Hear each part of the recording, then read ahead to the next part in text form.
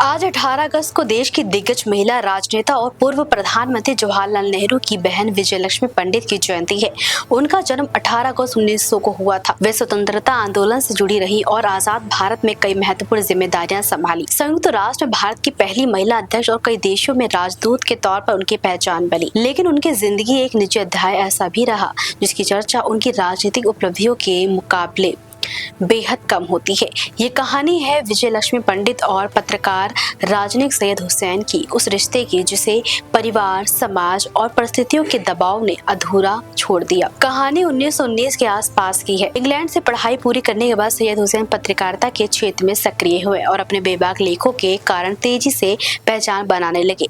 पंडित मोतीलाल नेहरू उनके लेखन से प्रभावित हुए और उन्हें अपने अखबार द इंडिपेंडेंस का संपादक बनाकर इलाहाबाद बुलाया। उस समय अखबार का काम नेहरू परिवार के आनंद भवन से भी जुड़ा था। यही सैयद हुसैन की मुलाकात मोतीलाल नेहरू की बेटी विजयलक्ष्मी से हुई। दोनों के बीच नजदीकियां बढ़ी और धीरे धीरे ये रिश्ता प्रेम में बदल गया। उपलब्ध जीवनी और कुछ ऐतिहासिक विवरणों के मुताबिक सैयद हुसैन उम्र में विजयलक्ष्मी से करीब 12 साल बड़े थे। बताया जाता है कि लंदन रवाना होने से पहले दोनों ने मुस्लिम रीति रिवाज से निकाह किया था। जब इस रिश्ते की जानकारी नेहरू परिवार को हुई तो परिवार में नाराजगी बढ़ गई। इस पूरे मामले में महात्मा गांधी के हस्तक्षेप का भी उल्लेख मिलता है। पारिवारिक और समाजी दबाव के बीच दोनों को अपने रिश्ते से पीछे हटना पड़ा। इसके बाद विजयलक्ष्मी को साबरमती आश्रम भेजे जाने और सैयद हुसैन के द इंडिपेंडेंस से इस्तीफा देने की बात सामने आती है। इसके बाद दोनों की जिंदगी अलग अलग रास्तों पर आगे बढ़ी। विजयलक्ष्मी पंडित की शादी रणजीत पंडित से हुई, जबकि सैयद हुसैन ने दोबारा शादी नहीं की। करीब 2.5 दशक तक दोनों की बीच दूरी बनी रही। फिर 1945 में विजयलक्ष्मी के अमेरिका दौरे के दौरान दोनों की मुलाकात दोबारा हुई। उस समय तक विजयलक्ष्मी के पति का निधन हो चुका था और वे सार्वजनिक जीवन में एक महत्वपूर्ण भूमिका निभा रही थी। 1946 में सैयद हुसैन भी भारत लौटे और दोनों के बीच मुलाकातों का सिलसिला फिर शुरू हुआ। हालांकि उनकी कहानी का अंत फिर भी साथ होने के रूप में नहीं हुआ। उपलब्ध विवरणों के अनुसार जवाहरलाल नेहरू के प्रधानमंत्री बनने के बाद विजयलक्ष्मी पंडित को सोवियत संघ में भारत का राजदूत बनाया गया, जबकि सैयद हुसैन को मिस्र में राजनयिक जिम्मेदारी मिली। इस तरह दोनों फिर अलग अलग देशों में चले गए।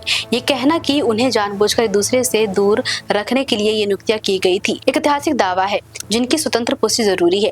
काहिरा में रहते हुए सैयद हुसैन का स्वास्थ्य बिगड़ा और 61 वर्ष की उम्र में उनका निधन हो गया।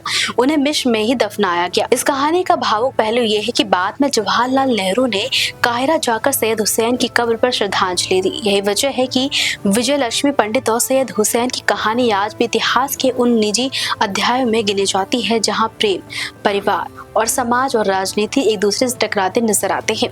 हालांकि इस कहानी से जुड़े कई दावों के अलग अलग स्रोत और संस्करण मिलते हैं, इसलिए निकाह, गांधी के हस्तक्षेप या नेहरू द्वारा दोनों को जानबूझकर अलग अलग देशों में भेजे जाने जैसी विवरणों को सावधानी से देखना जरूरी है।